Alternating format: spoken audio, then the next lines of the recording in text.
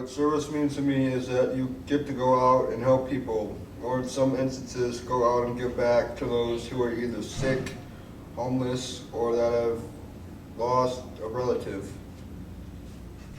To me, service means to show Jesus to others through me and helping others. To me, service means sacrifice. You're giving up something you could be doing, but instead you're helping others. You're giving up your time, money, maybe even hanging out with your friends or doing something else you'd rather do, but instead you're doing service.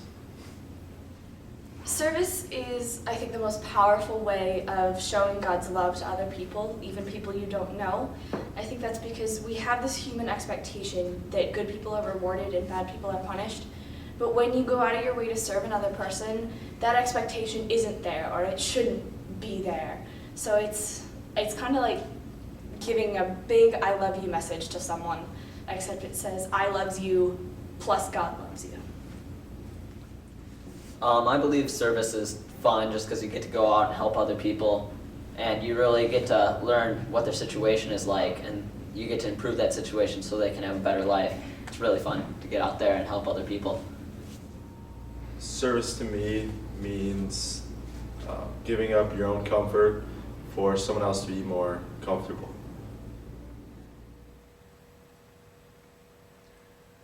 Service to me is the epitome of giving yourself and your time to something that is greater than yourself.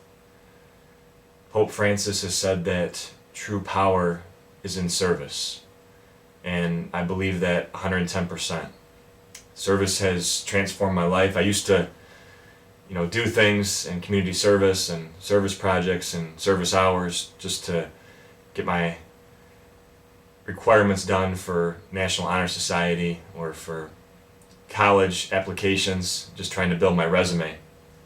And now I serve because that's who I am, and I do it out of the kindness of my heart and because it's the right thing to do. Sometimes people do it for the recognition and the awards and the accolades, but there's so much more behind it once you understand that that's what Christ has called everyone to do, and to walk in his footsteps, to be Christ-like, to be a follower, to be a disciple, means to serve all the less fortunate. And sometimes that's not just people that are physically handicapped or in the slums and in really bad conditions, but it could be people that are emotionally hurt and unstable, spiritually misguided, and we're called to serve them and to be beacons of light to them and try to have a shed of hope inserted into their life and into their hearts through our actions.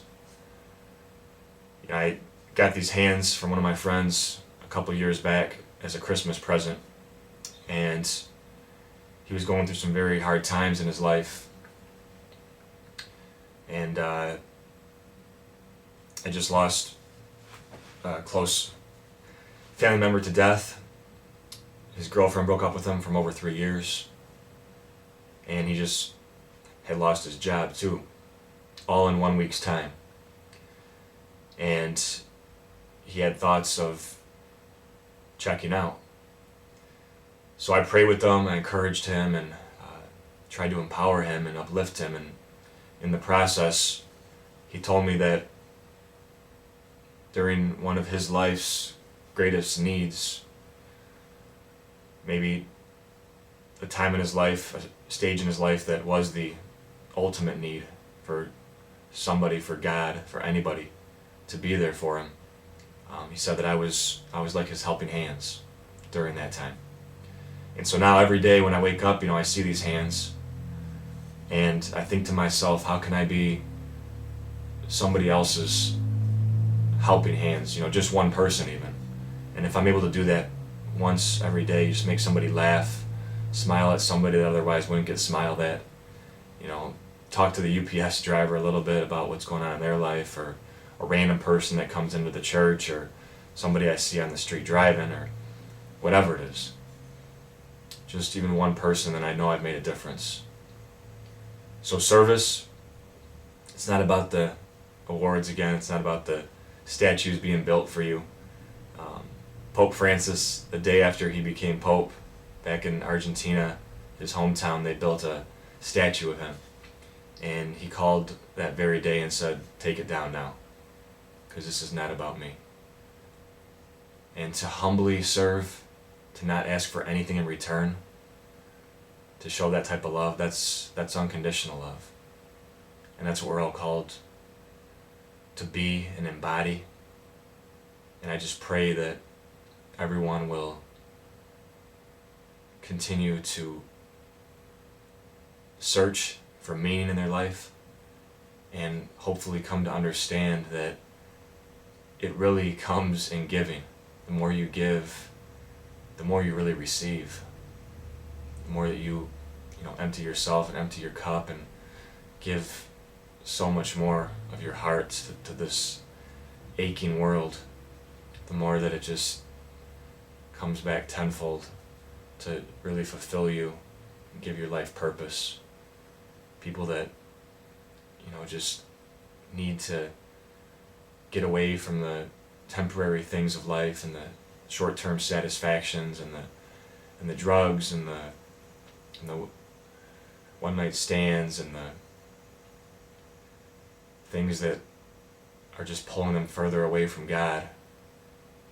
That through finally coming to something that's greater than even who they are, they begin to see that service is where it's at, and it's what's needed, and it finally reverses some of the Facebook status updates that say I'm bored, and it finally fills the voids of some of that pain and emptiness and feelings of isolation, and it makes you so much stronger because of it. So get out there and serve. All right, peace. Give me your eyes for just 1 second. Give me your eyes so I can see everything that I keep missing. Give me your love for humanity. Give me your arms for the broken-hearted, the ones that are far beyond my reach. Give me your heart for the ones forgotten. Give me your eyes so I can see. Give me your eyes, Lord, give me your eyes so I can see everything